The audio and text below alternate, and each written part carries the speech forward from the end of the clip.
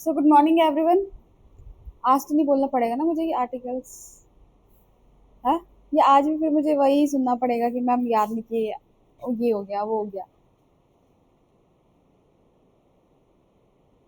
बोलो, चुप्पी क्यों साधी हुई तुम लोगों ने? मुझे आज भी नाम में जवाब मिलने वाला, राइट? क्यों राखी? सरस्वती, नाम में जवाब मिलने वाला आज। कोई बात नहीं, तुम मत करो, मैं तो अपनी क्लास आगे करवाऊंगी। चलिए, कहाँ तक कर लिए थे हमने? पहला हमने देखा कौन सा देखा हमने? राइट टू, आप तो ये तो बोल सकते हो, राइट टू।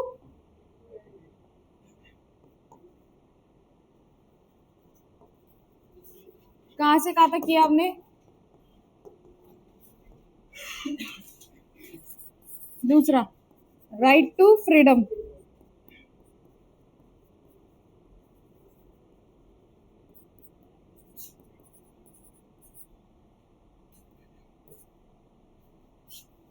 तीसरा, राइट अगेंस्ट।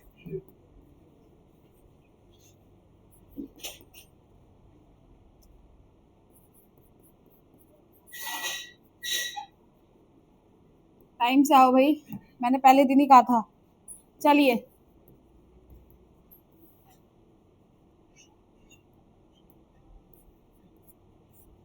आज हमने ये पढ़ना, राइट अगेंस्ट एक्सप्लॉयटेशन पढ़ना, ये दो हम कंप्लीट कर चुके हैं। आई होप कि तुम्हें आर्टिकल्स याद हुए होंगे, नहीं हुए होंगे तो मेरी बला से कभी ना याद हो। चलो, तीसरा आर्टिकल पढ़ते हम, राइट अगेंस्ट एक्सप्लॉयटेशन। चलिए, तो इसके बाद बात करती हूँ। तो यहाँ पे हमने देखा आर्टिकल 23। आर्टिकल 23 क्या कहता है? आर्टिकल 23 कौन मुझे बताएगा? पीछे आयुष, आपने पहले पढ़ा है, मुझे बताइए कि क्या कहता है आर्टिकल 23। बिल्कुल, जो आपके बच्चों के साथ गलत व्यवहार होता है और जो ह्यूमन ट्रैफिकिंग होती है ना, हिंदी में क्या कहते हैं? ह्यूमन ट्रैफिकिंग, मानव तस्करी। हाँ, मानव तस्करी होता है, महिलाओं के साथ दुर्व्यवहार होता है, बच्चों के साथ जो गलत व्यवहार होता है, उन सभी से जो है यहाँ पे उन सभी से क्या है यहाँ पे? उनके अगेंस्ट है। बेसिकली देखा जाए तो यहाँ पे क्या बोल सकते हैं हम कि ह्यूमन ट्रैफिकिंग,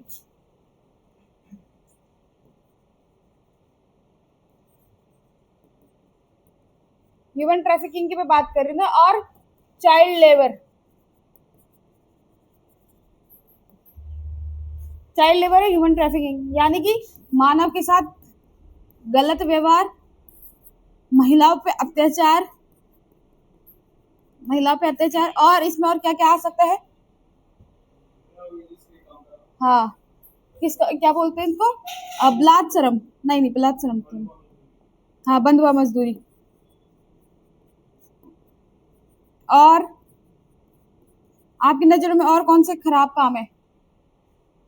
और आगे नवीन। हाँ, ड्रग्स वाला केस है ना, ये भी आपका ड्रग्स में आ जाएगा कि भाई ड्रग्स वगैरह का काम। और आगे गर्ल्स, किडनैपिंग, हाँ वही ह्यूमन ट्रैफिकिंग। हाँ चलो ठीक है, किडनैपिंग भी आ गया।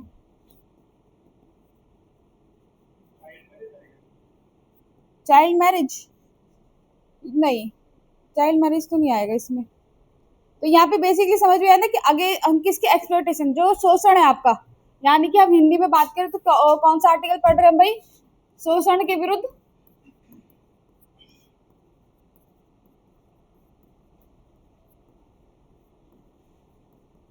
अधिकार, यानी कि राइट अगेंस्ट एक्सप्लॉयटेशन, जो शोषण है आपका, जिन भी तत्वों से आपका शोषण होता है उन सभी के अगेंस्ट हम क्या कर रहे हैं? यहाँ पे राइट पढ़ रहे हैं कि आपका कोई आपको जो है किडनैप नहीं कर सकता है, किडनैप तो कोई कर नहीं सकता, लेकिन वो है, ड्रग्स नहीं दे सकते, बंधुआ मजदूरी नहीं करवा सकते, महिलाओं के साथ जो अत्याचार होता है वो नहीं हो सकता है, मानव के साथ जो तस्करी होती है, मानव के साथ जो दुर्व्यवहार होता है वो नहीं हो सकता, और चाइल्ड लेबर, जो हम बच्चों के बोलते हैं ना कि चाइल्ड लेबर है ना, वो नहीं कर सकते। तो जो आर्टिकल 23 किससे रिलेटेड है आपका?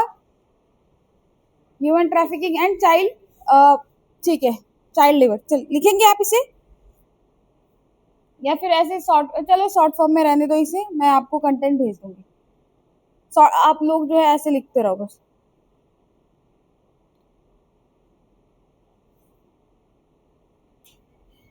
अब देखो, अब जो है तुम लोगों के माइंड में ये क्वेश्चन आ रहा है,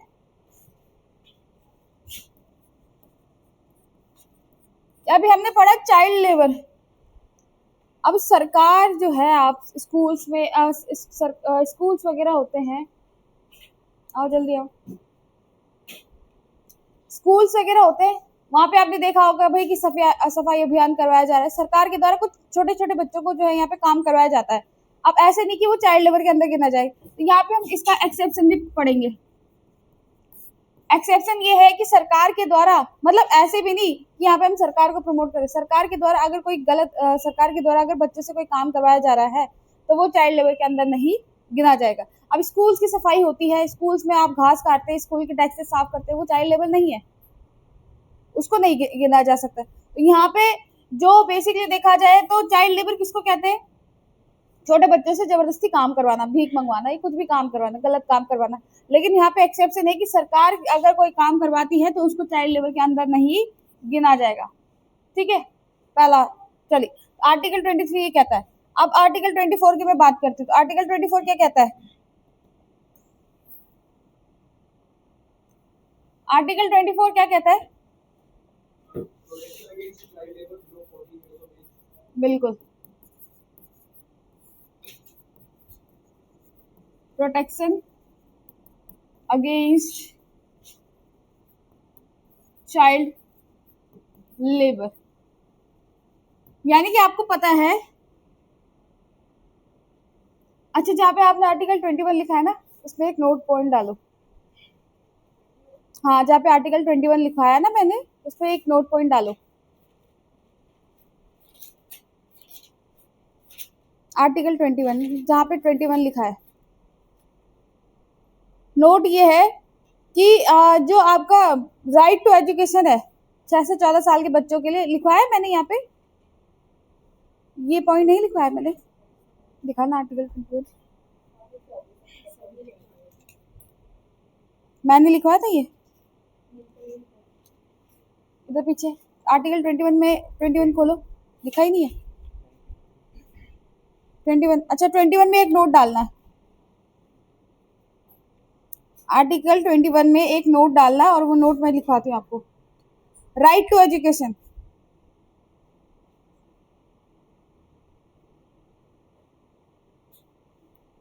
लिखेंगे इसमें, the state should provide free, the state, आप भी लिख लो कहीं पे भी, नोट पॉइंट याद रखना ये पॉइंट, ठीक है। The state should provide free and compulsory education,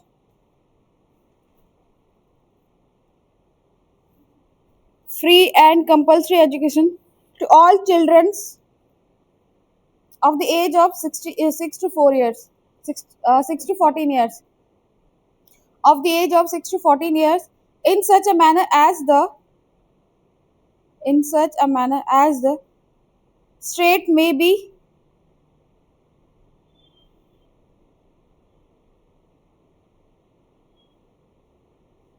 अच्छा आगे मत लिखो इसको, 6 टू 14 ईयर्स तक ही रखना। इसी में दूसरा पॉइंट लिखेंगे आप लोग, article 21A, article 21A was added by the 86th Constitutional Amendment Act, यानी कि 21 article 21A was added by the 86th Amendment Act 2002। याद रखना, 86 कॉन्स्टिट्यूशन अमेंडमेंट के बाद जो आपके राइट टू एजुकेशन को जोड़ा गया, और उसमें क्या है आपका 6 से 14 साल के बच्चों के लिए अनिवार्य शिक्षा का प्रावधान है। आई बात समझ में? वही जब हम डीपीएसपी पढ़ेंगे ना, तो डीपीएसपी में कौन सा आर्टिकल है भाई? डीपीएसपी में कौन सा आर्टिकल है?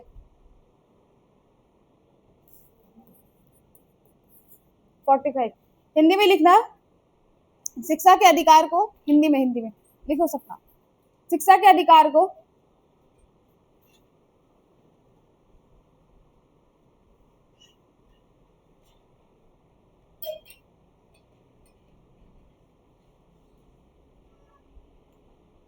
छियासीवें संविधान संशोधन 2002 के तहत, 86वें संविधान संशोधन 2002 के तहत अनुच्छेद 21 आ के तहत जोड़ा गया। अनुच्छेद 21 आ के तहत जोड़ा गया, जिसमें 6 से 14 साल के बच्चों के लिए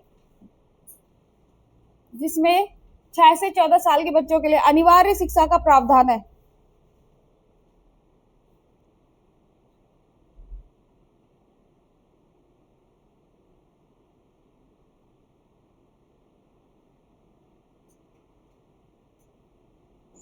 लिख दिया।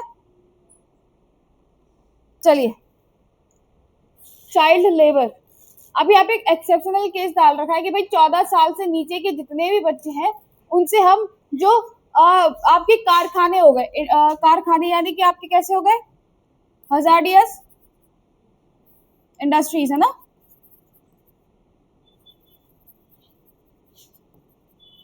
इंडस्ट्रीज में हम काम नहीं करा सकते बच्चों से, ठीक है। जिनसे जो है बच्चों की जान को खतरा है उन इंडस्ट्रीज में हम नहीं काम करवा सकते। जैसे बॉम्ब बनाने की इंडस्ट्रीज होती है वहां काम नहीं करा सकते बच्चों से। जैसे आपकी दिवाली के टाइम पे पटाखे बनते हैं तो वहां हम बच्चों से काम नहीं करा सकते। मतलब ऐसी इंडस्ट्रीज में हम काम नहीं करवा सकते जहां पे उनकी जान को खतरा है। तो आर्टिकल 24 यही कहता है कि 14 साल से नीचे के बच्चों से अगर कोई काम कराया जा रहा है तो हम क्या नहीं कर सकते, 14 साल से नीचे के बच्चों से अगर कोई काम कराया जा रहा है तो वो किसके अंदर आएंगे, चाइल्ड लेबर के अंदर आएंगे। और आर्टिकल 24 यही कहता है कि हम जो है चाइल्ड लेबर नहीं करवाएंगे। जो आपके हजार्डियस इंडस्ट्रीज होती है और जो भी आपकी चीजें होती है, हम जैसे भीख नहीं मंगवा सकते बच्चों से, तो ये सारे किसके अंदर आएंगे, चाइल्ड लेबर के अंदर आएगा। आई बात समझ में। आर्टिकल 24 आपका कहता है राइट अगेंस्ट एक्सप्लॉयटेशन, पढ़ रहे ना ये, राइट अगेंस्ट एक्सप्लॉयटेशन यानी कि शोषण के विरुद्ध अधिकार। शोषण बेसिकली देखा जाए तो किनका होता है, महिलाओं का। मैंने आपको बताया था कि महिलाओं और बच्चों का जो है सबसे ज्यादा, महिला और बच्चों का सबसे ज्यादा शोषण होता है, क्योंकि महिलाएं बहुत सेंसिटिव होती है, इनको आराम से बहलाया फुसलाया जाता है। और बच्चे तो आपको पता है मन के सच्चे, है ना, कुछ भी मतलब उन पे जो है यहाँ पे देख सकते हो। तो महिलाओं और बच्चों के साथ जो है सबसे ज्यादा यहाँ पे एक्सप्लॉयटेशन होता है, तो इसी से संबंधित है। यहाँ पे देखा आर्टिकल 23 मेनली आपका किससे रिलेटेड है, आर्टिकल 23 मेनली किससे रिलेटेड है, ह्यूमन ट्रैफिकिंग, है ना। और आर्टिकल 24 बच्चों से रिलेटेड है कि हम चाइल्ड लेबर नहीं कराएंगे। तो ये याद रखना, आ रही बात समझ में। नोट्स में भेज दूंगी आप लोगों को, चिंता मत करो नोट्स की। चलिए, अब ये तो हमने पढ़ा। अब इसके बाद हम पढ़ेंगे आपका दूसरा आर्टिकल कौन सा है भाई, इसके बाद कौन सा आर्टिकल पढ़ाया था मैंने आपको, right to freedom of religion. तो हम चौथा कौन सा आर्टिकल पढ़ेंगे, right to freedom of,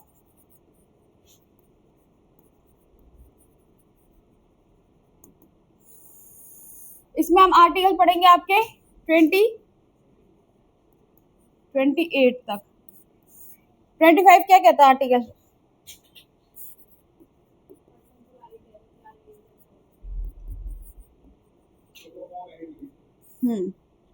Hindi में बोलते हैं इसको अंताकरण, यानी कि आपके पास अधिकार है। आप एक ऐसे देश में रहते हो जहां जिस देश का कोई भी धर्म नहीं है। हमने पढ़ा था कि इंडिया इज सेकुलर कंट्री, है ना, क्योंकि यहाँ पे हम जितने भी धर्म है इन सभी को हम क्या मानते हैं, समान रूप से मानते हैं। इनके लिए कोई सरकार के लिए, देश के लिए कोई धर्म नहीं है। यहाँ पे हिंदू, मुस्लिम, सिख, ईसाई, पारसी, जितने भी हमारे पास माइनॉरिटी और मेजोरिटी वाले धर्म है, ये सब हमारे लिए बराबर है।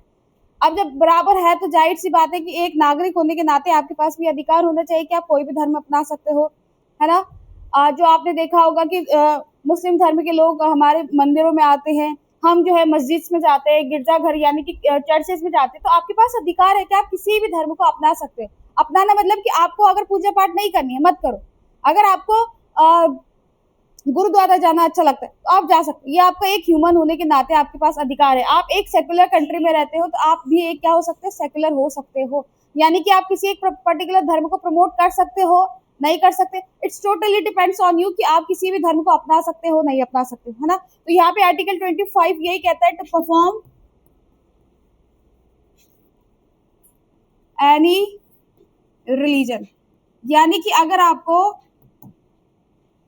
जो धर्म अपनाना है आप उस धर्म को अपना सकते हो, ठीक है। अंताकरण हिंदी में बोलते हैं अंतःकरण, मतलब कि अंतर आत्मा आपकी जिस धर्म को मानती है, जिस धर्म के प्रति आप जैसे आजकल उत्तराखंड की लड़कियों में बहुत प्रचलन चल रहा है आजकल, पंजाबी धर्म, सिख धर्म, लड़कियां जो है ज्यादातर उत्तराखंड की लड़कियां ज्यादातर पंजाबियों के साथ शादियां कर रही है आजकल। बहुत केसेस चल रहे हैं, बहुत जो है यहाँ पे पंजाबियों को ज्यादा प्रमोट किया जा रहा है, मतलब पंजाबी को प्रमोट तो नहीं किया जा रहा है, लेकिन पंजाबियों की तरफ ज्यादा अट्रैक्ट हो रही है। हाँ, गर्ल्स जो है अट्रैक्ट ज्यादा हो रही है, बेचारे लड़कों के पास ऑप्शन ही नहीं है, वो नेपाल से ला रहे हैं अपने लिए लड़कियां। एक अभी बहुत फेमस कपल चला था, ये असम मणिपुरी, देखा होगा अपने इंस्टाग्राम पे, बहुत फेमस चल रहा था। वो उत्तराखंड का ही है, पिथौरागढ़ का लड़का, और वो क्या मणिपुरी लड़की लेके आ रखा है। तो तो मतलब ये है कि क्या बोल रही सरस्वती, आपके पास अधिकार है कि आप किसी भी धर्म को अपना सकते हो। अंतःकरण यानी कि आपकी अंतरात्मा जिस धर्म को अपनाने के लिए बोलती है, आप धर्म अपना सकते हो। अब आप ऐसा भी नहीं, अगर आपको आपका धर्म आपको अधिकार नहीं दे रहा, आप चाहो तो अपना हिंदू धर्म छोड़ सकते हो। है बहुत से ऐसे प्राणी है जिन्होंने अपना सनातन धर्म छोड़ दिया है ना, वो दूसरे धर्म की ओर मूव कर चुके हैं। तो आपके पास ये अधिकार है कि आप किसी भी रिलीजन को परफॉर्म कर सकते हो, अंतःकरण कर सकते हो। चलिए, इतना समझ में आया।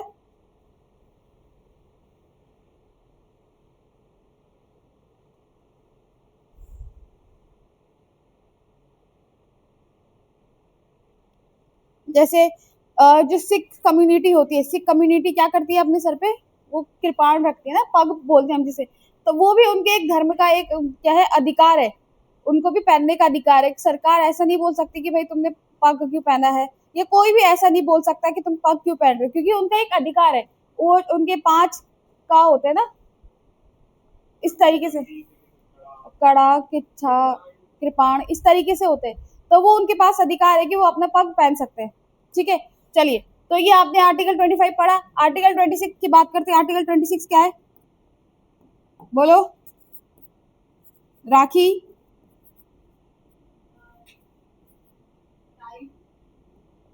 हम्म,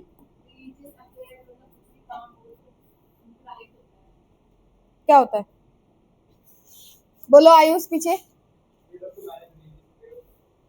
ठीक है,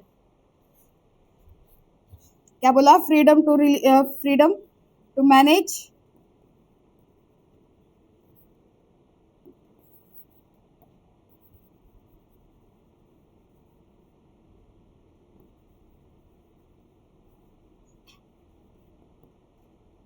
फिर हाँ, फिर क्या मतलब होता है इस आर्टिकल का।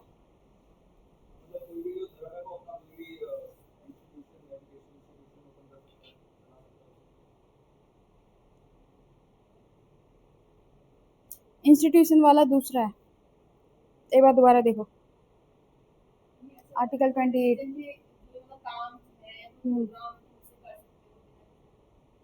बिल्कुल सही।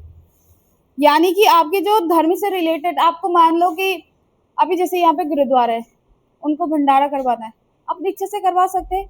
उनको कोई क्या बोल सकते हैं, उनको अपनी एक क्या बोलते हैं उनको, नहीं नहीं, सिख, मुझे ज्यादा याद पता नहीं है। हाँ, मैं बात करूँ तो आप हिंदू हो, हिंदू होने के नाते आपको भंडारा करवाना है, या मंदिर के सामने कोई बड़ा सा कुछ अपने घर के आगे सप्ताह कराना है, कुछ भी करवाना है, अपने धर्म से रिलेटेड कोई भी चीज आपको प्रोग्राम वगैरह करवाने, तो आपके पास अधिकार है कि आप वो कर सकते हो। सारी बात समझ में, कोई आप पे रोक टोक नहीं लगाएगा।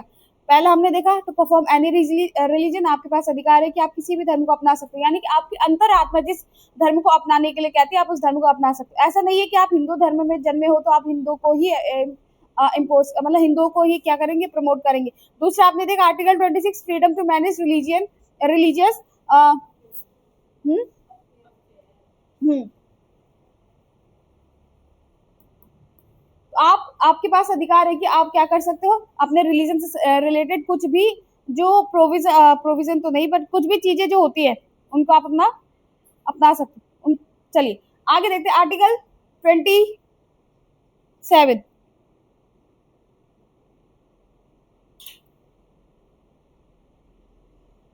बोलो।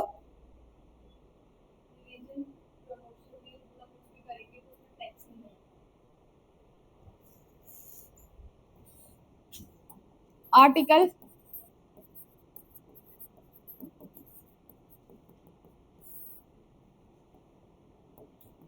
चलिए आर्टिकल 27 क्या बोलता है? टू प्रोमोट क्या? हाँ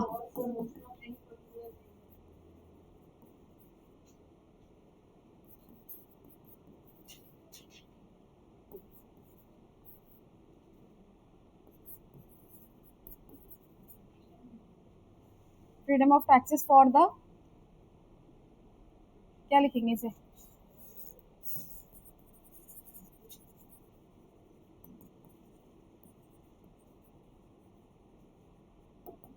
मतलब कोई भी आप अपने धर्म को प्रमोट करने के लिए आप टैक्स इम्पोज नहीं कर सकते हो, आप ये नहीं कह सकते। हालांकि जैसे कुछ अपवाद है, जैसे आपको हज यात्रा निकालनी है तो उसके मैनेजमेंट के लिए जो पैसा चाहिए वो आप लोगों में से तो आएगा, कोई अलग से ऐसा तो है नहीं कि वो व्यक्ति बहुत अमीर है जो हज यात्रा को मैनेज करेगा। अगर कोई यात्रा चल रही है, मान लो आपकी अमरनाथ यात्रा चल रही है, उसके लिए जो उसको प्रमोट उसको मैनेज करने के लिए आपसे शुल्क लिया जा सकता है, लेकिन टैक्सेस नहीं लिए जा सकते। टैक्स और शुल्क में डिफरेंस होता है। टैक्स जो है आप सबको देना होता है, शुल्क जो है हाँ। अच्छा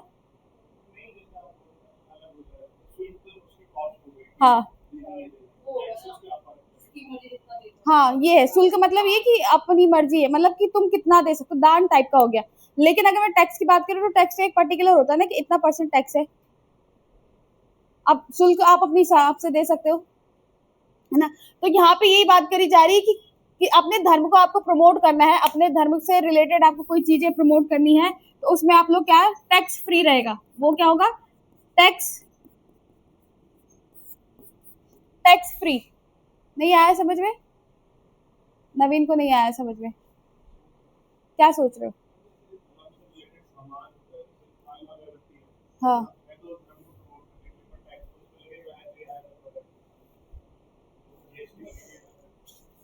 हाँ, क्या बोल रहे हो आप? वो अलग चीज हो गई। मतलब मान के चलो कि कोई अमरनाथ यात्रा चल रही है, अमरनाथ यात्रा पे ऐसा तो नहीं है कि भाई अगर आपको अमरनाथ यात्रा पे जाना है तो आप टैक्स पे नहीं कर सकते ना उसके लिए, यात्राओं पर जो है टैक्सेस नहीं लग सकते। टैक्स, हाँ उस पर टैक्स नहीं लगेगा। आई बात समझ में? चलिए इतना समझ में आया। आर्टिकल 28 की बात करें।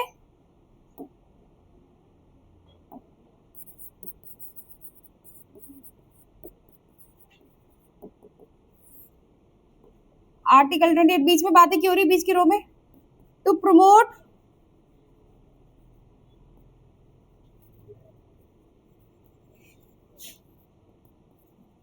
इंस्टीट्यूशन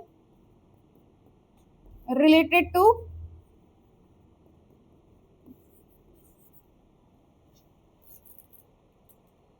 हाँ इसको रिलीजियस कर दो,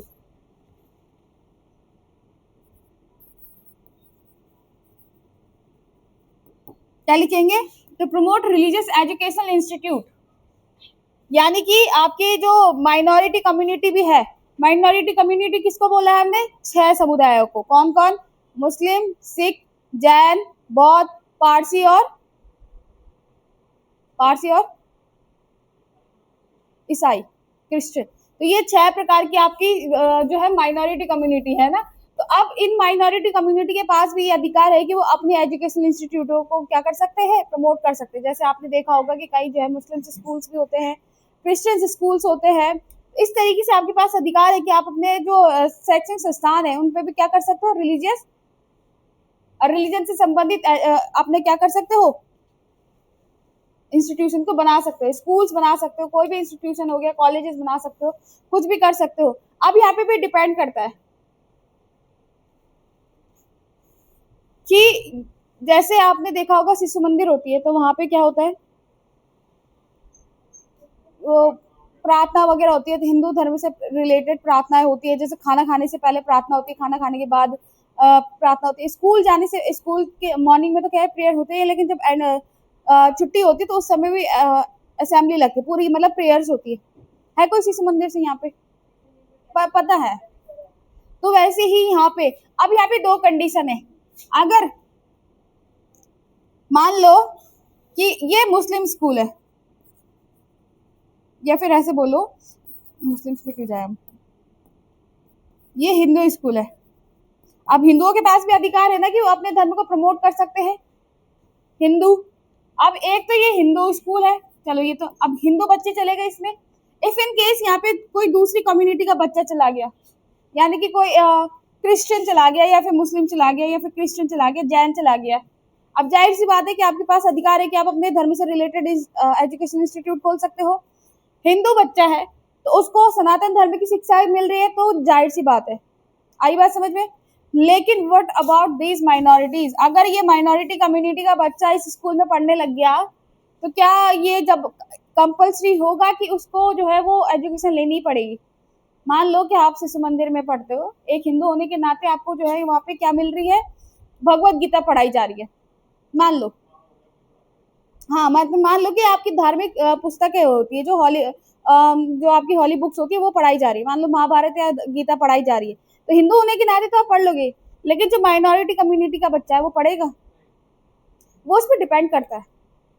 अगर मान लो वो बिल्कुल छोटा बच्चा है, मतलब उसको कोई समझ ही नहीं है, मान लो ये मुस्लिम बच्चा है और इसने इस स्कूल में एडमिशन ले लिया, हिंदुओं की तो बात ही छोड़ दो ना, हिंदुओं के पास तो ऑप्शन है कि वो कर सकते, लेकिन मुस्लिम है। अब अगर मुस्लिम का बच्चा अगर बहुत छोटा है तो उसके पेरेंट्स से लिया जाएगा, पेरेंट्स से अप्रूवल लिया जाएगा कि भाई हम इसको ये शिक्षा दे कि ना दे, है ना। और अगर उसकी इतनी बुद्धि है, वो समझ सकता है, तो फिर उस बच्चे से पूछा जाएगा कि भाई आपको ये शिक्षा ग्रहण करनी है या नहीं। आई बात समझ में? ठीक है, चलिए। तो आपने देखा होगा जैसे कि जो आपके क्रिश्चियन स्कूल्स होते हैं, तो क्रिश्चियन स्कूल्स में आपके हिंदू के बच्चे भी जाते हैं, अलग अलग कम्युनिटी के बच्चे जाते हैं। हिंदुओं के जो स्कूल्स होते हैं वहाँ पे आपके अलग अलग कम्युनिटी के बच्चे भी जाते हैं। लेकिन मैं बात करूँ प्राइवेट स्कूल्स, यहाँ पे एक्सेप्शनल केसेस है। प्राइवेट स्कूल्स की मैं बात नहीं कर रही, मैं सरकारी स्कूल्स की बात कर रही हूँ। आई बात समझ में?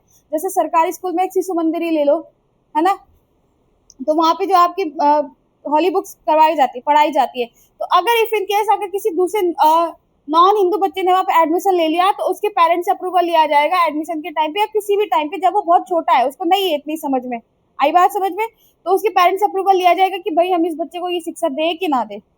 अब अगर वो बड़ा है, उसको अकल है, इन सब चीज को जानने की अकल है, तो उससे लिया जाएगा, क्योंकि आप एक सेकुलर कंट्री में रहते हो, आपके पास अधिकार है कि आप किसी भी व्यक्ति पे अपना धर्म इम्पोज नहीं कर सकते हो। जो सेक्युलर होने के नाते आपके अधिकार है, वही उस बच्चे के अधिकार भी है। तो यहाँ पे टोटली उस बच्चे पे डिपेंड करता है। तो आई बात समझ में? हाँ ना तो बोल दो। संस्कृत तो है ही नहीं ना ऑप्शन में, मैं हॉली बुक्स की बात कर रही हूँ। संस्कृत एक सब्जेक्ट है, वो कंपल्सरी है, संस्कृत कंपल्सरी है, 8 तक के बच्चों के लिए 8 तक ही पढ़ी है।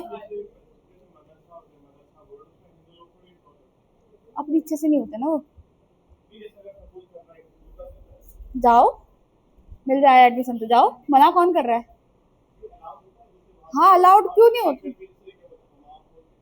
बट हम अपनी इच्छा से नहीं जाते ना, हम अपनी इच्छा से नहीं जाते, हम खुद ही अपना माइंडसेट बना देते हैं ना वहाँ के लिए। क्रिश्चियन स्कूल्स में क्यों जाते हैं? जाते हैं ना बच्चे, क्रिश्चियन स्कूल्स में भी जाते हैं, जैन धर्म के स्कूल्स में, बट कहने को हम सेक्युलर है, लेकिन अपना धर्म को ही हम ज्यादा प्रमोट करते हैं। हम दूसरे धर्म को जो है उस नजरिए से देखते हैं, स्पेशली तो उनको तो ज्यादा ही वैसे देखते हैं।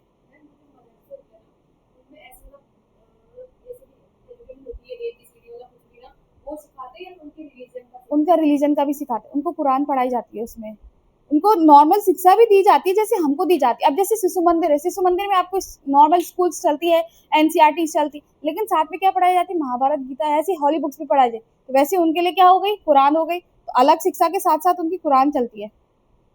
आई बात समझ में? आगे पढ़ेंगे आगे के आर्टिकल्स में। अब जिसने जो है, अब देखो इसको सेंटर भी करती है, स्टेट भी करती है, दोनों करते हैं इनको, क्योंकि एजुकेशन किसके अंदर आता है? कंकरेंट लिस्ट में आती है एजुकेशन। क्योंकि आपने देखा होगा नवोदय, सैनिक स्कूल जो है कैसे सेंटर के स्कूल, और जो सरकारी स्कूल है वो स्टेट के हो गए। तो जो दोनों पे काम करती है, सेंटर और स्टेट, जहाँ पे दोनों दोनों मिलके एक किसी लिस्ट पे काम करती है, वो कौन सी? कंकरेंट। और कंकरेंट लिस्ट के अंदर आपका एजुकेशन आता है। पुलिस आपकी स्टेट के अंदर आती है, ठीक है। तो आई बात समझ में? यहाँ पे डिफेंस जैसे आपके किस में आता है? सेंट्रल लिस्ट में आता है, जहाँ पे डिफेंस से रिलेटेड सारे कानून कौन बनाते हैं? सेंटर के ही लोग बनाते हैं, सेंटर में ही जो है संसद बनाती है नवीन समझ में आ रहा है आपको? कुछ तो दिमाग में चल रहा है आपके, क्या सोच रहे हो?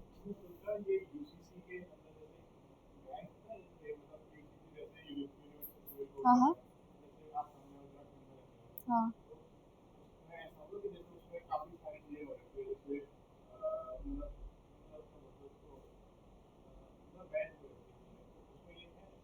क्या बैन हो गया? बैन तो कुछ है नहीं। बैन मतलब ये नहीं है कि दूसरे धर्मों को, कि हमने की चीजों को बैन कर,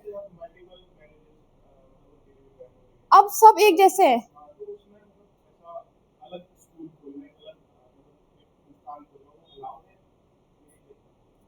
ये यूसीसी से तो बहुत डिफरेंट मैटर हो गया। यूसीसी बेसिकली किसके लिए है?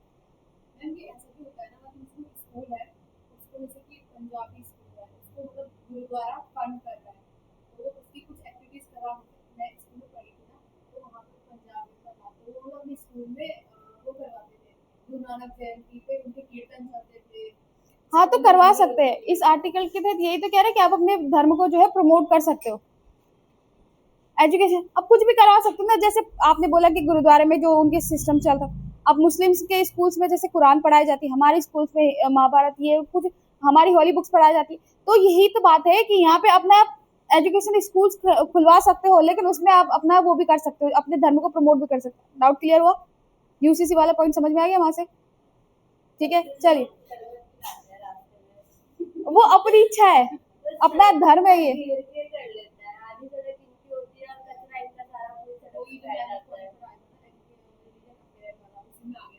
वो उसी में ही आ गया। तो तुम झुंड में मत खड़े हो ना, गलती तो तुम लोगों की जो झुंड में खड़े हो जाते हो वहां पे। लोग इलिटरेट है ना। ये तो देखो भाई, तुम कितने विकसित हो जाओ। हाँ तो तुम जाके बोलो, तुम मैनेज कर लो कि भाई भीड़ मत करो यहाँ पे, आराम से। मैं हकीकत बात बताऊं तो हम कितने भी विकसित हो जाएं, यहाँ के लोग इलिटरेट है और रहेंगे, ये बात है। और सच्ची बात बताओ तो सबसे ज्यादा इलिटरेट पढ़े लिखे ही लोग हैं। सबसे ज्यादा हरकतें वही लोग करते जो पढ़े लिखे हैं। चलो आगे कौन सा आर्टिकल पढ़ा हमने अभी? 28। देखो 28 तक कंप्लीट हो गया। अब देखो इसको याद करने का ट्रिक मैं बताती हूँ। आर्टिकल 28, 29, 25, 26, 27, 28 हिंदी में लिखेंगे अंताकरण, यानी कि इंग्लिश में क्या कहेंगे इसको? प्रमोट। यानी कि आप अपने धर्म, प्रमोट तो नहीं पर आप अपने धर्म को, किसी भी धर्म को परफॉर्म कर सकते हो। परफॉर्म। 26 क्या कहता है भाई? अभी पढ़ा है मैंने। 26 क्या कहता है? मैनेज। यानी कि हिंदी में क्या बोलेंगे? प्रबंधन, मैनेज करना। 27 आपके टैक्स से रिलेटेड, यानी कि करों से संबंधित है। 28 आपका शिक्षा से संबंधित है। बस यही तो याद रखना। आपके पास अधिकार है आपके धर्म का परफॉर्म, कोई भी धर्म परफॉर्म कर सकते हो, मैनेज कर सकते हो, टैक्स इम्पोज नहीं कर सकते हो, लेकिन शुल्क लगा सकते हो। शिक्षा तो बस यही तो है इसमें। 28 तक। 29-30 फिर आपका किससे रिलेटेड हो गया? कल्चर से। माइनॉरिटीज में भी और मेजोरिटी में भी कल्चर, अपने कल्चर को अपना सकते हो। आई बात समझ में? ये जो मैंने पॉइंट समझाया ना इसमें, ये कि छोटा बच्चा है बड़ा बच्चा है उसके पढ़ाना है नहीं पढ़ाना, ये तुम समझ गए वो बात अलग है, लेकिन मैं पीडीएफ में दे दूंगी, मुझे पता तुम कितने होशियार हो कि तुम्हें याद नहीं रहेगा। चलिए आई बात समझ में? ये आपका आ रही बात समझ में? आपने तो पहले पढ़ा है ना ये सारा, पहले पढ़ा था ना। चलो इधर बाकी पीछे जो पहली बार पढ़ रहे हो उनको तो समझ में आ रहा है ना। चलो ठीक है। अब पढ़ेंगे हम नेक्स्ट आर्टिकल कौन सा आपका? Culture and right to education and culture and right. चलिए लास्ट फिफ्थ वाला पढ़ रहे ना, फिफ्थ अधिकार, पांचवा अधिकार पढ़ रहे हो तुम।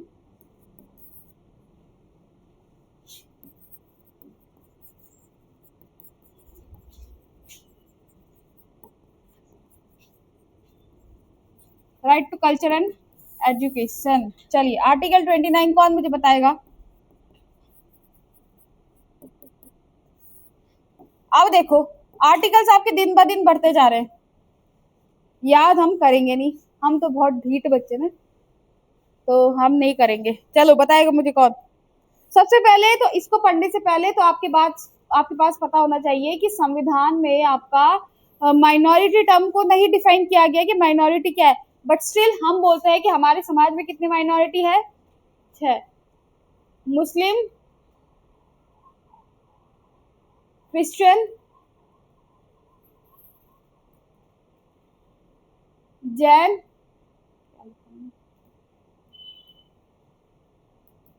बौद्ध और पारसी, प्लस कौन सा छोटा एक और? सिख। तो ये 6 प्रकार की आपकी जो है माइनॉरिटीज है। अब इन माइनॉरिटीज को ऐसा फील ना हो कि भाई हमारे भी अधिकारों को कम किया जा रहा है, तो इसलिए इनको भी अपने कल्चर और एजुकेशन को प्रमोट करने का अधिकार मिल गया। ठीक है, यहाँ पे तो आर्टिकल हमने इससे पहले का आर्टिकल हमने किससे पढ़ा था? रिलीजन से रिलेटेड पढ़ा था। यहाँ पे सबके पास अधिकार है, वहां पे रिलीजन से संबंधित था, यहाँ पे अपना अधिकार कैसे मिल गया कि अपने कल्चर को भी प्रमोट कर सकते हो और अपने और एजुकेशन को भी प्रमोट करना है।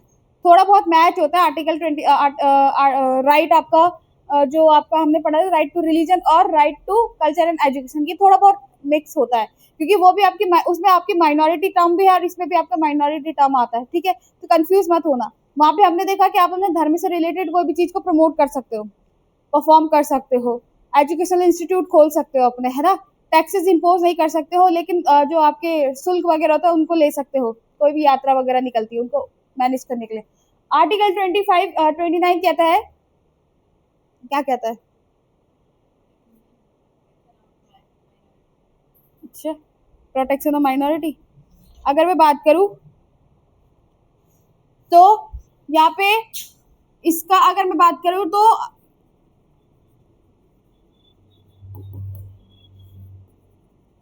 जो माइनॉरिटी कम्युनिटी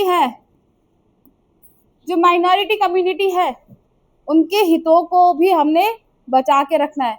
ऐसा ना हो कि उनको ये फील हो कि भाई हम एक हिंदू बहुल राज्य में रहते हैं जहाँ हिंदुओं की संख्या ज्यादा है, तो हमारा जो समाज है उस पर क्या हो, उसके अधिकार कम हो। आ रही बात समझ में?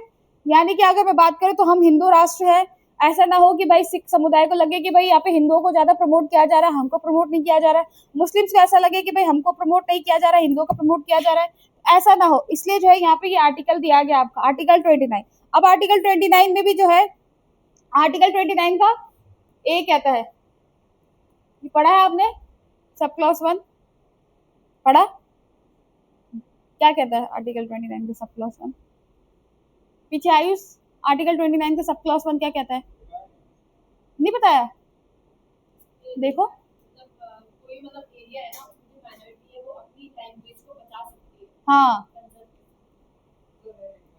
लिखा है, ध्यान का है फिर लैंग्वेज।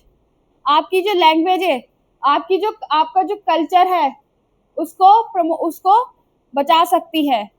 क्या बोला कि यहाँ पे भाषा, लिपि या फिर आपकी संस्कृति को बचाने का अधिकार है हर उस माइनॉरिटी कम्युनिटी को। आई बात समझ में? नवीन आ रहा है समझ में? सबसे ज्यादा कंफ्यूजिंग क्लास में तुम ही रहते, बाकी क्वेश्चन तो कोई पूछता नहीं है, तुम्हारे फिर से झलकता है। ये क्या कहता है आर्टिकल 29 के सब क्लॉज 2?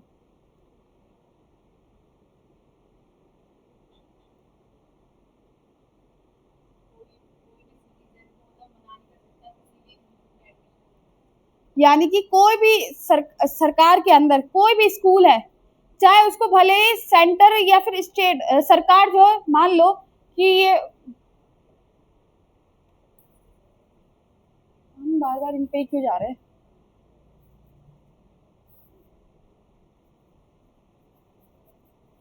बहुत स्कूल है, मान लो बहुत मठ है, बहुत स्कूल है। अगर सेंटर, यानी कि अगर सेंटर ना भी बोले, अगर गवर्नमेंट अगर इनको पैसे दे रही है, गवर्नमेंट इनको पैसे दे रही है, तो गवर्नमेंट ये नहीं बोल सकती कि भाई हिंदू धर्म के लोग जाएंगे या फिर इस धर्म के लोग जाएंगे इस स्कूल में पढ़ने के लिए। समझ आ रहा है?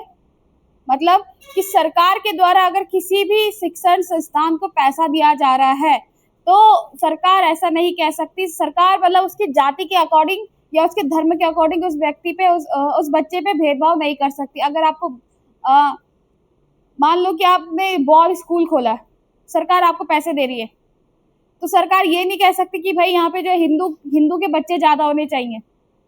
आ रही बात समझ में? कोशिश कर रहे हो समझने की? इधर दिया आपका नाम सुप्रज्ञा, नाम बड़ा खतरनाक है। तो आ रहा आप लोगों को समझ में कि आर्टिकल 29 का सब क्लॉज 1 तो आपने देख लिया कि आपको अपनी लैंग्वेजेस को और अपने कल्चर को प्रमोट करने का अधिकार है। अब आर्टिकल 29 का सब क्लॉज 2 ये कहता है कि भाई अगर गवर्नमेंट अगर किसी एजुकेशनल इंस्टीट्यूट को पैसे दे रही है तो सरकार ये नहीं कह सकती कि भाई इस धर्म के लोग ही इस स्कूल में पढ़ेंगे। आई बात समझ में?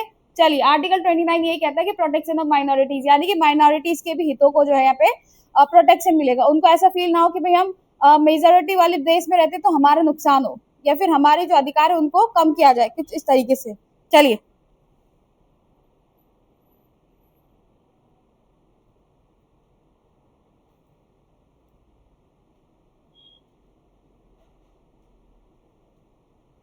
चलिए आर्टिकल 30 क्या कहता है?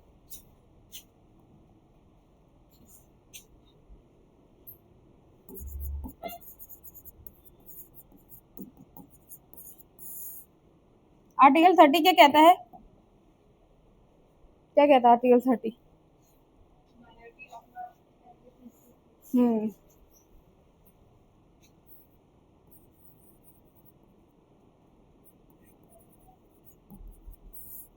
एजुकेशनल इंस्टीट्यूशन से रिलेटेड है, किनके? माइनॉरिटी।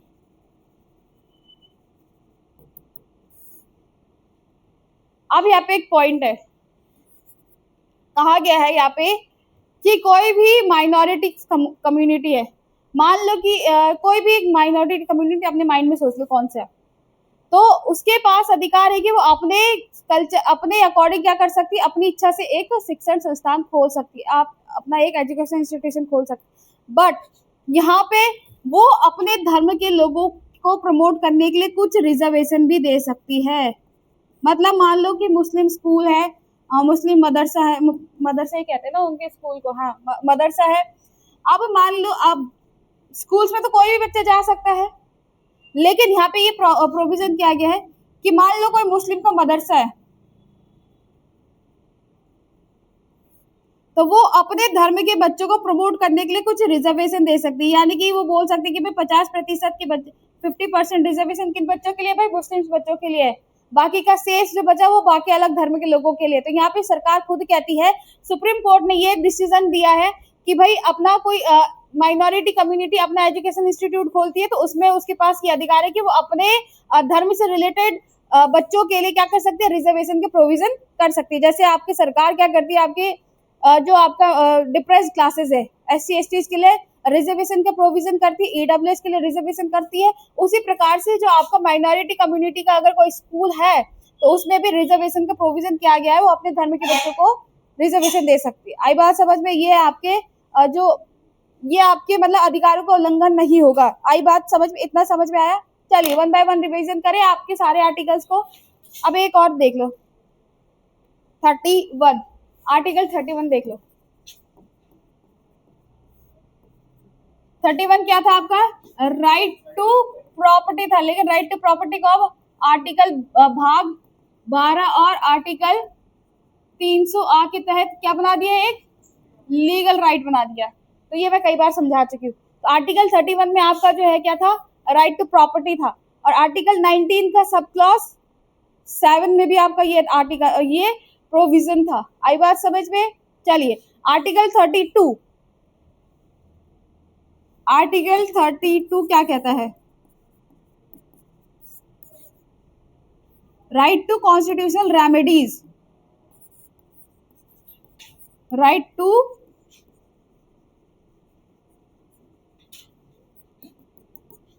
रेमेडीज, क्या बोल सकते हैं इसको हिंदी में? हिंदी में क्या कहेंगे इसको? एक मिनट, हाँ संवैधानिक उपचारों का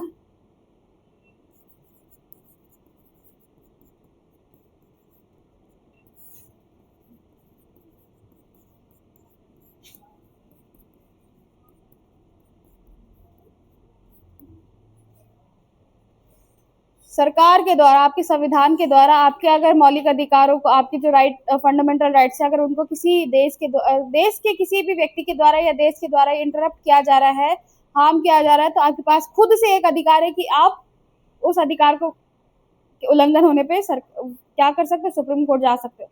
आई बात समझ में? राइट टू कॉन्स्टिट्यूशनल रेमेडीज के तहत कितने रेट आपके पास दी है भाई? 5। कौन कौन सी? Quo warranto, mandamus, habeas corpus, prohibition और सर्सिरियो। और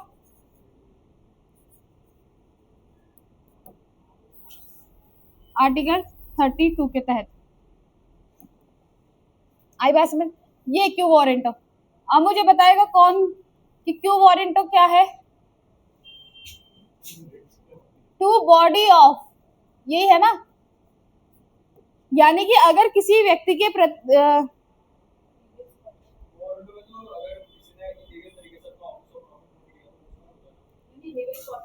हाँ हाँ, इसमें ये बोल सकते हैं बाय व्हाट अथॉरिटी।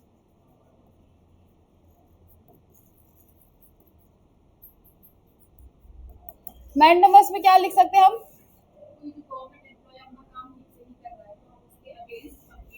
इंग्लिश में क्या बोलेंगे इसको? हैबियस कॉर्पस को बोलते हैं to have the body of.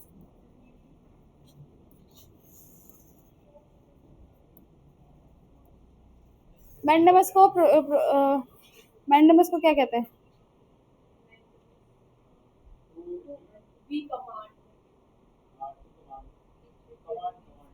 Command. आगे और प्रोहिबिशन को तो फिर चलो कोई नहीं, देख लेंगे।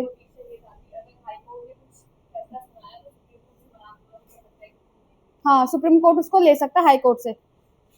चलिए, तो आपके आर्टिकल 32 के तहत आपके जो है 5 प्रकार के आपके पास रिट दे रखी है, यानी कि याचिका दे रखी है। रिट को कहते हैं हिंदी में याचिका। यानी कि अगर किसी व्यक्ति के द्वारा या राष्ट्र के द्वारा आपके अधिकारों का हनन किया जा रहा है, तो उन अधिकारों को बचाने के लिए आप सुप्रीम कोर्ट में क्या कर सकते हो? रिट जाहिर कर सकते हो। अब रिट जो आपके पास 5 प्रकार के है। क्यों वारंटो को बोलते हैं अधिकार पृच्छा। मैंडेमस को परमादेश। हैबियस कॉर्पस को हिंदी में क्या कहते हैं? नहीं, चलो एक बार देख लेते हैं।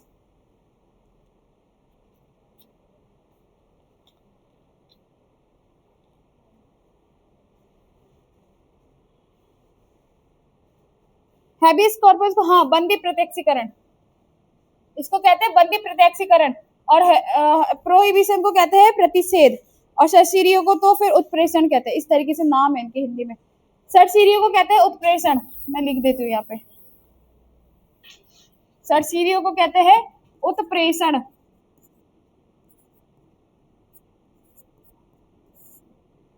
प्रोहिबिशन को कहते हैं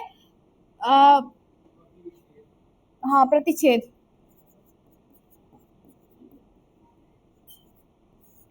मैंडेमस को कहते हैं आपके, हैबियस कॉर्पस को कहते हैं बंदी प्रत्यक्षीकरण।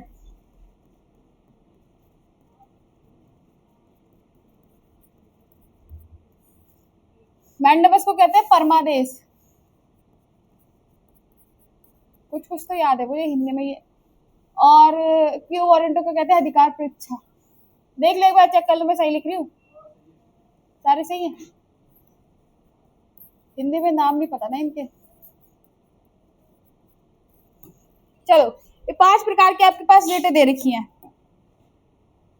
क्यों वारंटो मतलब होता है अधिकार पृच्छा। किस अधिकार से? मान लो कोई व्यक्ति जो है इलीगल रूप से आपके किसी पद पर आसीन हो जाए, है ना। मान लो कोई आईएएस की कुर्सी है और कोई इलीगल तरीके से आईएएस की कुर्सी पे बैठ गया, और ये तो आपके अधिकारों का उल्लंघन हो रहा है, क्योंकि आप एग्जाम क्वालिफाई करोगे, इतने साल पढ़ोगे, एग्जाम क्वालिफाई करोगे, उसके बाद ट्रेनिंग करोगे, उसके बाद ज्वाइनिंग लोगे, तब जाके आईएएस बनोगे ना। और कोई इलीगल अपने सोर्स के थ्रू वहां पहुंच गया, तो ये आपके अधिकारों का उल्लंघन है।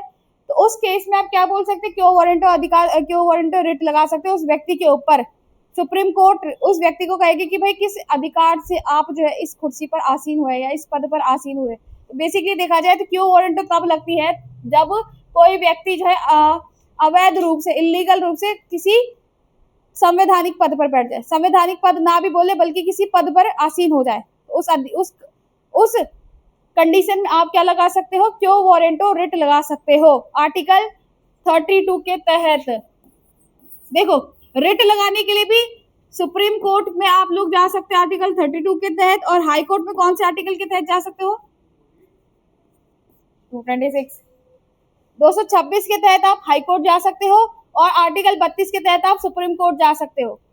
लेकिन देखा जाए तो हाई कोर्ट ज्यादा इसमें, हाई कोर्ट ज्यादा इंपॉर्टेंस होती है इसमें, हाई कोर्ट के पास ज्यादा अधिकार होते हैं as comparison to supreme court.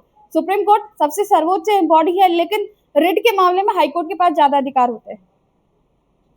तो अगर कोई व्यक्ति अवैध रूप से आपके किसी पद पर आसीन हो जाए, तो उस कंडीशन में आप लोग क्या कर सकते हैं, आर्टिकल 32 के तहत आप सुप्रीम कोर्ट जा सकते हैं, आर्टिकल 226 के तहत आप सुप्रीम कोर्ट जा सकते, हाई कोर्ट जा सकते हैं कि भाई इस व्यक्ति ने जो है यहाँ पे अवैध रूप से बैठा है। उस कंडीशन पे जो सुप्रीम कोर्ट है, सुप्रीम कोर्ट क्या कर सकते हैं, इसमें क्यों वारंटो दे सकते हैं कि भाई किस अधिकार से आप इस पद पर आसीन हुए। आई बात समझ में। चलिए, दूसरा है मैंडमस। मैंडमस मतलब है परमादेश। हम आदेश देते हैं, किस चीज का आदेश देते हैं, मान लो कि तुम्हारे घर के आगे नाला बन रहा है या रोड बन रहे हैं, नगर पालिका जो रोड बन रहे हैं आजकल बहुत जगह चल रहे हैं। अब सरकार ने जो है ये पार्षद वगैरह इन्होंने काम ठीक से नहीं किया, तो तुमने जो है शिकायत लगा दी कि जो भाई ये रोड ठीक से नहीं बनी हुई है, इसको ठीक से कराओ। अब जिसने बनाई वो बना नहीं रहा है कि हमको इतना ही टेंडर मिला था, हमारा पैसा खत्म हो गया, अलाना हो गया, फलाना हो गया, कुछ भी इसने रीजन दे दिया, तुमको टाल भराई कर दी। तुम क्या कर सकते हो, हाई कोर्ट सुप्रीम कोर्ट जा सकते हो कि भाई हमारे घर के आगे की रोड है, तुम्हारे पास अधिकार है अनुच्छेद किसके तहत, स्वस्थ जीवन जीने का अधिकार कौन से आर्टिकल के तहत है आप लोगों के पास। अब मैंने क्वेश्चन पूछी भी आप लोगों से, हेल्दी लाइफ जीने का अधिकार कौन से राइट में आपके कौन से आर्टिकल के तहत है, 21 47। न्यूट्रिशन बोला ही नहीं मैंने, डीपीएसपी भी पढ़ाई कहाँ, तो मैं डीपीएसपी से क्वेश्चन क्यों पूछूंगी तुमसे। एक ने आंसर दिया लेकिन वो कॉन्फिडेंस नहीं है। हाँ, स्वस्थ जीवन जीने का अधिकार आपके पास किस आर्टिकल के तहत है, 21। मैंने बताया था राइट टू पर्सनल लिबर्टी, और पर्सनल लिबर्टी में मैंने कितने सारे राइट्स पढ़ाए थे आपके पास, वो सारे। तो आर्टिकल 21 के तहत आपके पास स्वस्थ जीवन, भाई वहां पे नाला है, पानी है, उसपे कीड़े मकोड़े हो रहे, बीमारियां जन्म ले रही है, जो आप जिन्होंने आपकी रोड बनाई थी वो काम करना नहीं चाह रहे दोबारा से, लेबर लोग करते ही नहीं है ना काम ठीक से, तो उसके हेड पर सुप्रीम कोर्ट क्या कर सकती है, मैंडमस रिट लगा सकती है कि भाई हम आदेश देते हैं कि आपको ये काम करना होगा, और सुप्रीम कोर्ट ने जो काम बोल दिया तो मतलब वो करना ही है, क्योंकि सुप्रीम कोर्ट या हाई कोर्ट जो है सबसे सर्वोच्च है। आई बात समझ में। कौन बोल रहा है दिल्ली जाना पड़ेगा, हाई कोर्ट नहीं जा सकते तुम, नैनीताल नहीं जा सकते, जरूर दिल्ली जाओगे, तो दिल्ली से तो नजदीक है। तो हाँ तुम डिस्ट्रिक्ट पे, लेकिन हाँ डिस्ट्रिक्ट पे भी जा सकते हो, लेकिन डिस्ट्रिक्ट के लिए कोई पर्टिकुलर आर्टिकल नहीं। वैसे भी अगर देखा जाए तो कोई भी केस जो है ना नीचे सबॉर्डिनेट लेवल से ही चल रहा है। आरटीआई से तो इन्फॉर्मेशन लेते हैं।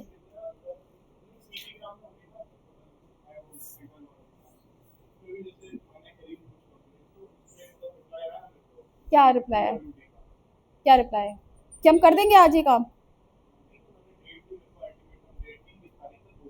हो गया। पर ये है कि आप कर सकते हो, लेकिन ये भी इसमें प्रोविजन है, ऑनलाइन मोड से भी आप कर सकते हो, अगर तुम्हारा काम करने वाला अच्छा काम कर रहा है तो ठीक। अब तो क्या ऐसा है ना कि ऑनलाइन में भी क्या है कि सब देखते हैं, ऑफलाइन में तो चलो भाई कोई नहीं देख रहा, कागज है तो कोई नहीं देख रहा, ऑनलाइन है। ऑनलाइन पे सब देख रहे हैं। अगर आपने कोई कंप्लेंट डाली तो सबसे ऊपर के हेड तक जा रही है वो कंप्लेंट, उसकी नजर भी है उस पे।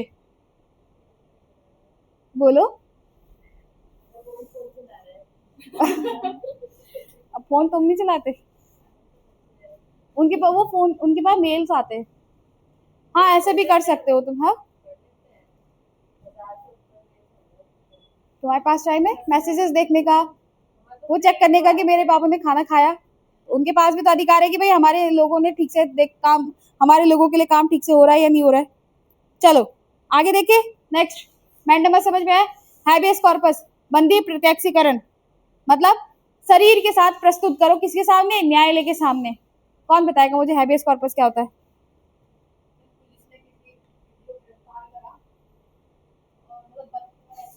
पता नहीं मतलब ऐसे इसको क्यों कर रहा है, तो उसके जो घर वाले रिलेटिव है हाँ वो ये कर सकते हैं, इसको आपस में लगा सकते हैं जानने के लिए कि आप करा क्यों है। आप कुछ बोलना चाहेंगे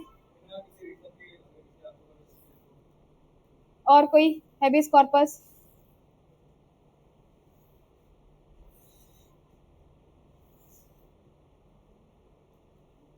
फोन में तो नहीं देखना है,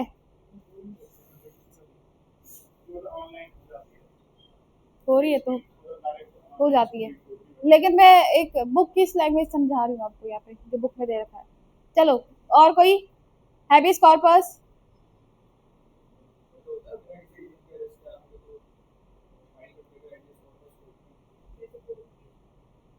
ठीक है, शरीर के सामने, शरीर के साथ बॉडी को प्रेजेंट, मतलब बॉडी को प्रेजेंट करना, शरीर प्रस्तुत करना, कहाँ पे? सुप्रीम कोर्ट या हाई कोर्ट में। ये केस जो है आपके नागरिक या फिर राज्य किसी के विरुद्ध भी लग, मतलब ऐसा नहीं कि रिट किसी व्यक्ति या नागरिक के पे ही लगे, ये आपके सरकार पे भी लग सकती है, राज्य सरकार हो चाहे केंद्र सरकार हो, इन पे भी लगती है। आई बात समझ में? Habeas corpus. प्रोहिबिशन मतलब क्या होता है? प्रतिषेध मतलब क्या होता है?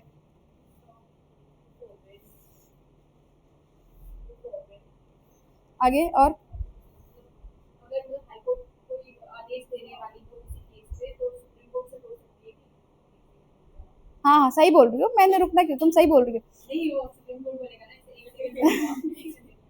हाँ तो अगर मान लो कोई ऐसा केस है जिस पर हाई कोर्ट फैसला सुनाने वाला है, लेकिन सुप्रीम कोर्ट को लगता है कि भाई इस पे फैसला ज्यादा मैं अच्छा सुना सकता हूँ, तो सुप्रीम कोर्ट जो है हाई कोर्ट से उस केस को ले सकती है कि तुम मत लो, इस पर डिसीजन मैं लूंगा। आई बात समझ में? तो प्रोहिबिशन मतलब प्रतिषेध, यानी कि रोकना। रोक किस पे लगाना? सुप्रीम कोर्ट के द्वारा हाई कोर्ट के, हाँ लोअर कोर्ट पे क्या किया उसने? रोक लगाई। आई बात समझ में? नवीन आ रहा समझ में? चलो सरसीरियो मतलब क्या होता है? उत्प्रेषण, मतलब इसका उल्टा कर दो। हाँ इसका उल्टा कर दो। अब बोलो आप। अच्छा नहीं लगा कि ये जिससे अच्छा है तो बोलते कि और इस पे केसेस फाइल, मतलब और इस पे जो है प्रोसीजर, हाँ प्रोसीजर कर सकते। चलिए तो मेरे ख्याल से अब आपको जो है सारी की सारी चीजें समझ में आ रही होगी। मैं समझू कि आपको रेट समझ में आ गई, याद हो जाएगी। देखो ये आपके लैटिन वर्ड है, तो मैंडेमस क्यों वारंट हो, ये इंग्लिश वर्ड नहीं है, ये आपको याद करने हैं। इनके इंग्लिश वर्ड भी याद करने हैं और इनके हिंदी भी। ठीक है समझ में आई? तो जैसे क्यों, हिंदी वाले सुन लो ध्यान से, क्यों वारंट है तो जरूरी नहीं कि भाई क्यों वारंट इंग्लिश में लिख के देगा, इसको जो है वो आपकी देवनागरी लिपि में भी लिख के दे देगा, यानी कि इस तरीके से दे देगा कि भाई इस जो है इस रिट का मतलब क्या होता है, तो आपको इस तरीके से भी लिख के दे देगा। क्यों वारंट जरूरी नहीं है कि वो आपको जो है इस लैंग्वेज में लिख के देगा, या फिर ऐसे लिख के देगा कि क्यों वारंटो का मतलब क्या होता है, इस तरीके से इन्वर्टेड कॉमा, वो देवनागरी लिपि में भी लिख के दे देगा। तो ये जो है इंग्लिश वालों को भी आना चाहिए, हिंदी वालों को भी आना चाहिए। मैंने आपको पहले दिन ही बोला था कि अंग्रेज वाले अंग्रेजी ना झाड़े अपनी, ना अंग्रेज बने, और हिंदी वाले बिल्कुल हिंदी में ना रहे। 50 नंबर आपके हाथ में, 25 नंबर इंग्लिश को हिंदी में ट्रांसलेट करने के लिए आता है, 25 नंबर का इंग्लिश को हिंदी में ट्रांसलेट करने के लिए आता है। ठीक है, तो ट्रांसलेशन भी आना चाहिए। ट्रांसलेशन तभी आएगा जब आपको हिंदी की और इंग्लिश दोनों की अच्छी नॉलेज होगी। चलो तो यहाँ पे आपका आर्टिकल 32, तो वन बाय वन करके आर्टिकल्स रिवाइज करें जरा हम पहले, उसके बाद 33, 34, 35 पे मूव बाद में करेंगे। आर्टिकल 1 क्या कहता है?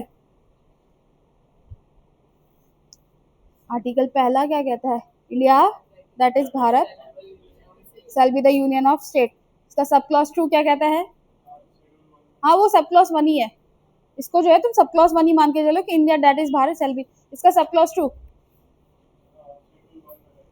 जितनी भी सूचियां है मतलब देश की, वो सारी किसमें है? अनुसूची 1 में। आर्टिकल सब क्लॉज 3 फ्यूचर में एक्वायर करेगा वो। आर्टिकल 2 क्या कहता है? एडमिशन ऑफ न्यू स्टेट्स, जो ऑलरेडी है या नहीं है, लेकिन उनको भारत में मिला सकता है। जिसमें सिक्किम देखा था, सिक्किम में हमने क्या क्या देखा था, कौन कौन से आर्टिकल्स पढ़े, कौन कौन से कॉन्स्टिट्यूशनल अमेंडमेंट पढ़े थे हमने उसमें?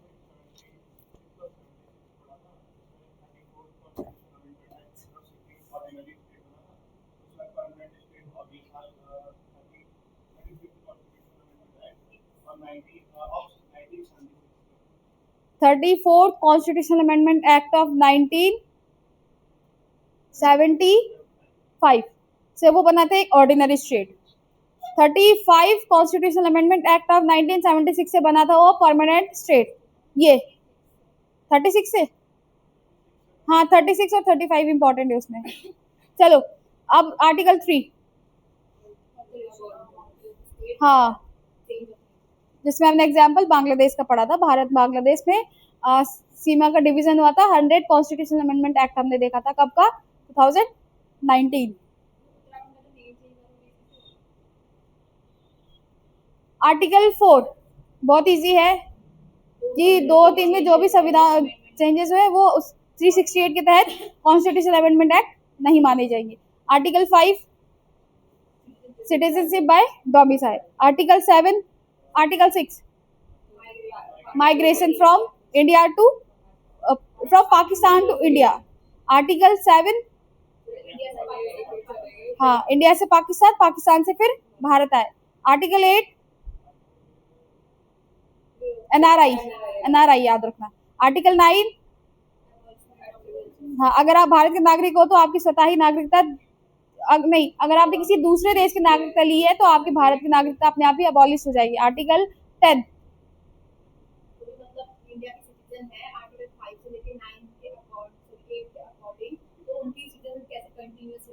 हाँ मतलब किसी ना किसी कानून के तहत रहेंगे। और आर्टिकल 11 पार्लियामेंट जो है क्या कर सकती है, आपकी सिटीजनशिप को टर्मिनेट भी कर सकती है और एक्विजिशन भी कर सकती है ना। और हमने देखा था कि 5 प्रकार से हम नागरिकता को ले सकते हैं और 3 प्रकार से नागरिकता को हम त्याग सकते हैं, है ना। चलिए article 12 definition of state. Article 13 Saraswati बताएगी मुझे। 13, फिर 14 आयुष बताएंगे, 15 नवीन बताएगा, 16 सपना बताएगी, 17 आपका राखी बताएगी, फिर 18 आप बताएंगी, 19 आप बताएगी। अपने अपने आर्टिकल से याद करो। चलो 13 बताओ मुझे।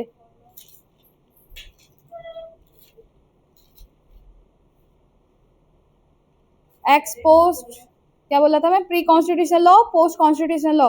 13 कहता है कि संविधान लागू होने से पहले जो भी कानून बने हैं, अगर वो आपके मौलिक अधिकारों को इंटरप्ट करते हैं तो वो उस लेवल तक, उस लिमिट तक अवॉइड हो जाए, मतलब वॉइड हो जाएगा। अगर संविधान लागू होने के बाद अगर कोई कानून आपके मौलिक अधिकारों को उल्लंघन करता है तो वो पूरा ही इनवैलिड हो जाएगा। आर्टिकल 14, आर्टिकल 15,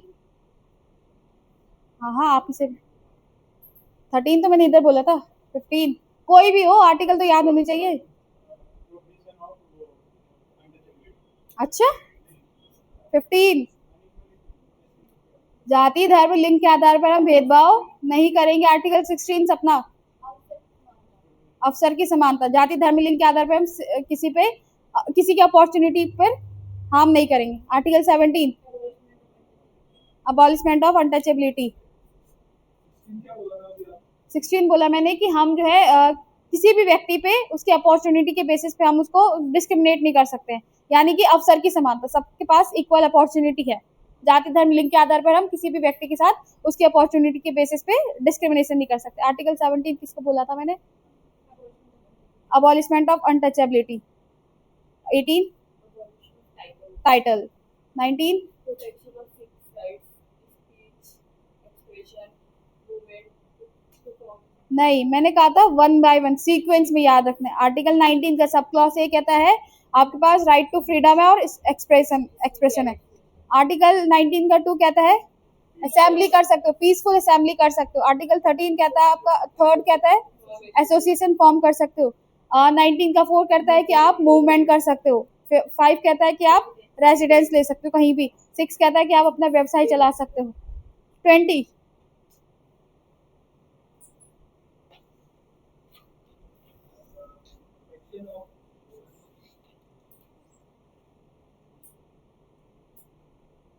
सब 3 थे ना उसमें। 20 का 1 कहता है कि अगर कोई व्यक्ति हाँ एक्सपोस्ट फैक्टर लॉ, यानी कि अगर किसी व्यक्ति ने आज वो अपराध किया है और इस पर कानून नहीं बना है तो उसको हम कल सजा नहीं दे सकते। उसको सजा का प्रावधान तभी होगा जब वो जुर्म करते समय उससे रिलेटेड कोई कानून बना होगा। अब जब भी कोई कानून बनता है तभी तो कोई जुर्म होता है, वरना अगर किसी ने मर्डर किया उस मर्डर पर रिलेटेड कोई केस ही नहीं बना है तो वो मर्डर नहीं होगा। मतलब वो एक नॉर्मल बोला जाएगा कि एक नॉर्मल पार्ट हो गया लाइफ का। लेकिन अगर उस पर कोई कानून बना है तो वो एक जुल्म हो जाएगा। ठीक है, चलिए जो और 21 का 1 डबल जियो पार्टी है ना, एक ही कृत्य के लिए उसको 2 बार सजा नहीं मिलेगी। थर्ड कहता है आपका सेल्फ इंस्क्रिमिनेशन, यानी कि आप खुद की गवाही नहीं दे सकते हो। आर्टिकल 21 नवीन बताएंगे। राइट टू एजुकेशन तो है उसमें सब। राइट टू एजुकेशन 21 का सब क्लॉज 1 है ए, यानी कि उसमें एक अमेंडमेंट के थ्रू जोड़ा गया है वो।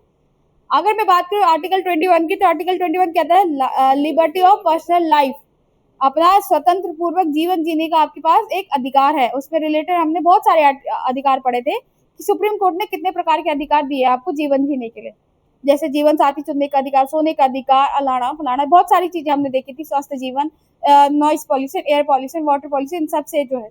आर्टिकल 22 सपना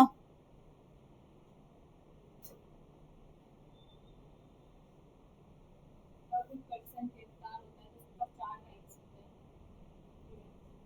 prevention of arrest and detention, यानी कि 2 कंडीशन पड़ी थी। एक नॉर्मल व्यक्ति अगर गिरफ्तार होता है तो उसके पास अधिकार है कि वो अपने एक तो पूछ सकता है कि भाई मेरे को गिरफ्तार करने का कारण क्या है। दूसरा वो बोल सकता है कि भाई मुझे एक लॉयर चाहिए। तीसरा वो बोल सकता है कि भाई मुझे, अगर उसको 24 घंटे के अंदर अंदर मजिस्ट्रेट के सामने प्रस्तुत नहीं किया गया तो जो पुलिस है अपनी हिरासत में उसको नहीं ले सकती है। दूसरा हमने देखा था इसमें कि अगर कोई व्यक्ति शक के दायरे में है तो उस कंडीशन में उसको अरेस्ट किया जा सकता है। शक का दायरा हो सकता है कि जहाँ पे आपने किसी एनिमी के साथ रिलेशन बनाए होंगे, लड़ाई चल रही है तो उस लड़ाई के दौरान आपने जो है शत्रु देश के साथ मित्रता के संबंध बनाए हैं, या फिर सरकार को ऐसी आशंका है कि यहाँ स्पीच चल रही है और आप कुछ ऐसे अभद्र शब्द बोल सकते हो जिससे दूसरे समुदाय के लोगों को ठेस पहुंच सके। यानी कि आपके पास बोलने का अधिकार है, लेकिन ऐसा भी नहीं कि दूसरे समुदाय की तरफ आप मूव कर जाओ या फिर दूसरा समुदाय उसको अपने किस पे ले ले, ईगो पे ले ले, सेल्फ रिस्पेक्ट पे ले ले, ऐसा नहीं बोल सकते आप। अधिकार है लेकिन लिमिट पे। चलिए, और आर्टिकल 23 आज ही पढ़ा, human trafficking and 24 abolishment of child labour. 25 freedom of religion में क्या हमने देखा, तो परफॉर्म एनी रिलीजन, आप किसी भी धर्म को अपना धर्म किसी भी धर्म को अपना सकते हो। आर्टिकल 26 उसको मैनेज करने के लिए। आर्टिकल 27 टैक्सेस से रिलेटेड है। आर्टिकल 28 हाँ शिक्षा से संबंधित है ना। आर्टिकल 29 हमने देखा था हाँ माइनॉरिटीज के एजुकेशन से रिलेटेड। एजुकेशन भी क्या, पर हम उनको कल्चर ऐसे बोल सकते हैं कि अपनी भाषा और अपनी संस्कृति को क्या कर सकते हैं, प्रमोट कर सकते हैं। आर्टिकल 30 में हमने देखा था हाँ माइनॉरिटी अपनी जो अपने एजुकेशन इंस्टीट्यूट्स को क्या कर सकती है, मैनेज कर सकती है। और इसमें हमने कंडीशंस भी देखी थी कि किस तरीके से जो है अल्पसंख्यक जो बच्चे हैं, मतलब किसी माइनॉरिटी स्कूल्स में अगर कोई मेजॉरिटी बच्चा जाता है तो उसके पास उनके धर्म की शिक्षा को लेने का अधिकार है या नहीं, तो वो उसकी स्वेच्छा। अगर आपको मुस्लिम स्कूल्स में भेज दिया जाए, आपकी इच्छा है आप कुरान पढ़ो तो पढ़ो, मना कौन करता है। मुस्लिम व्यक्तियों को भी तो हमारे हिंदू धर्म के बारे में बहुत ज्ञान है, तो आप भी तो ले सकते हो। सिख समुदाय का ज्ञान आप ले सकते हो, पारसी का ले सकते हो, बौद्ध का ले सकते हो, ऐसा कुछ है नहीं। आर्टिकल 31 हमने देखा राइट टू प्रॉपर्टी, लेकिन वो अभी एक लीगल राइट है। किसके तहत लीगल राइट, किसके तहत है, कोई नहीं बोलेगा, सरस्वती बोलेगी। 300 का कॉन्स्टिट्यूशनल अमेंडमेंट?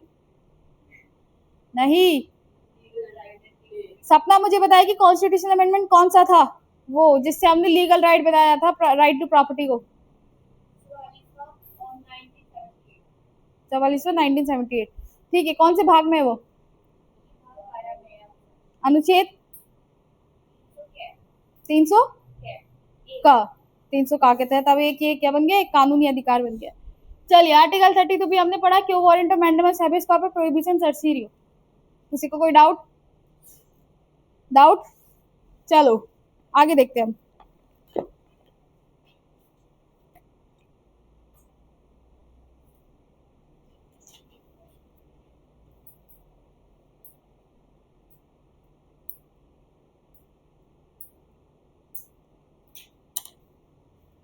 अच्छा, आर्टिकल 33 किससे रिलेटेड है, पढ़ा है?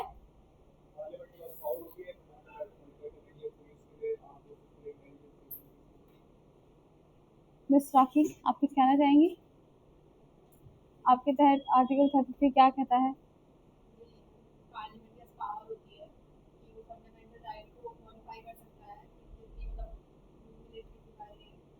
हाँ देखो, अब जो है यहाँ पे हम बोल सकते हैं आर्टिकल 33 मिलिट्री से रिलेटेड है।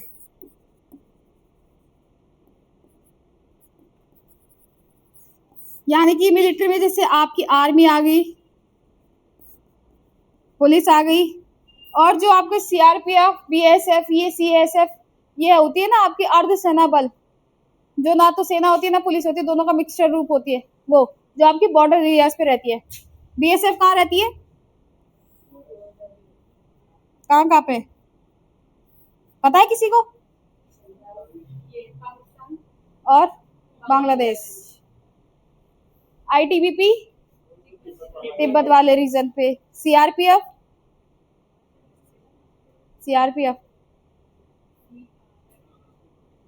हाँ हाँ, कहाँ रहती है? इंडिया, तो ये इंडिया की फोर्स है तो इंडिया में रहेगी, इंडिया की फोर्स इंडिया में तो रहेगी। वो गढ़वाल रेजिमेंट हो गई, गोरखा रेजिमेंट हो गई, ये रेजिमेंट अलग होती है, पढ़ के आना इसको। चलो, हाँ तो यहाँ पे बात करी जा रही है कि सीआरपीएफ डैम पे क्यों होगी, वहाँ पे क्या काम उसका?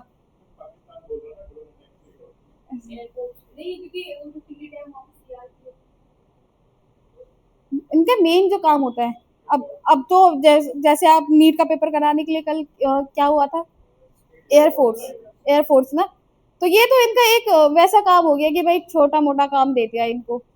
अब जैसे कहीं पे डिजास्टर होता है तो एनडीआरएफ एसडीआरएफ जहाँ पे यूज नहीं हो काम नहीं कर पाती ठीक से, करती तो है, लेकिन उनको सपोर्ट के लिए क्या चाहिए होती है, बैक पुश के लिए क्या चाहिए होती है, आर्मी चाहिए।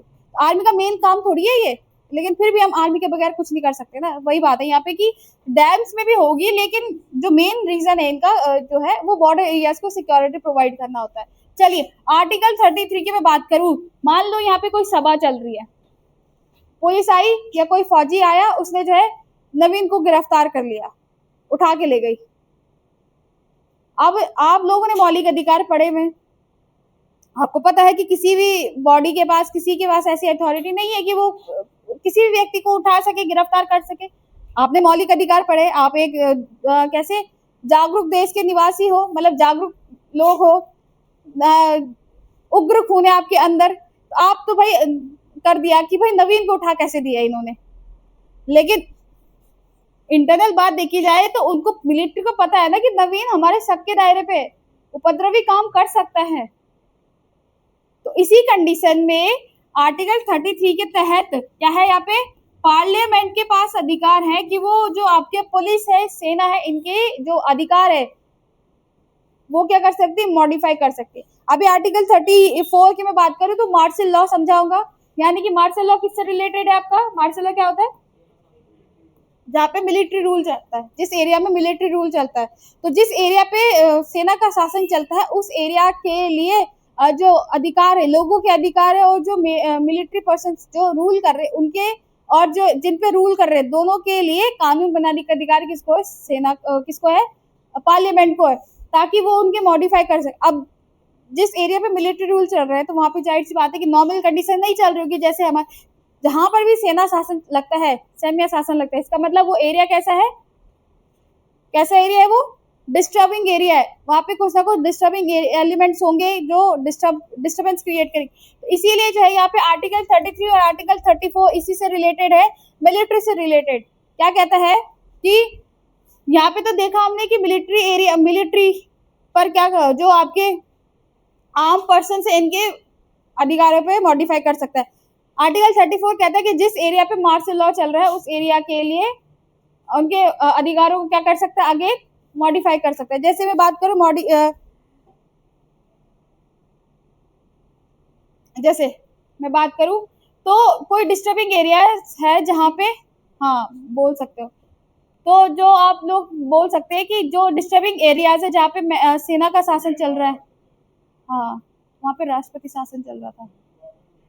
अब हाँ मिलिट्री रूल आ गया, म्यांमार में मिलिट्री रूल आ चुका है।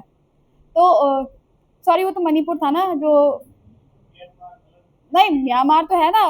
अभी राष्ट्रपति शासन कहाँ लगा था इंडिया के अंदर, हाँ मणिपुर में लगा था ना। प्रेसिडेंट रूल अभी मणिपुर में तो लगा था रिसेंट में। म्यांमार में समझ रही हूँ कि वहाँ जो है सेना शासन चल रहा है। तो यहाँ पे जहाँ जिस एरिया पे सेना शासन चलता है, मार्शल लॉ चलता है, मिलिट्री रूल चलता है, उस एरिया पे उसके लिए अलग से अमेंडमेंट, अलग से प्रोविजन किए गए उस क्षेत्र के निवासियों के लिए मौलिक अधिकारों से रिलेटेड। आई बात समझ में?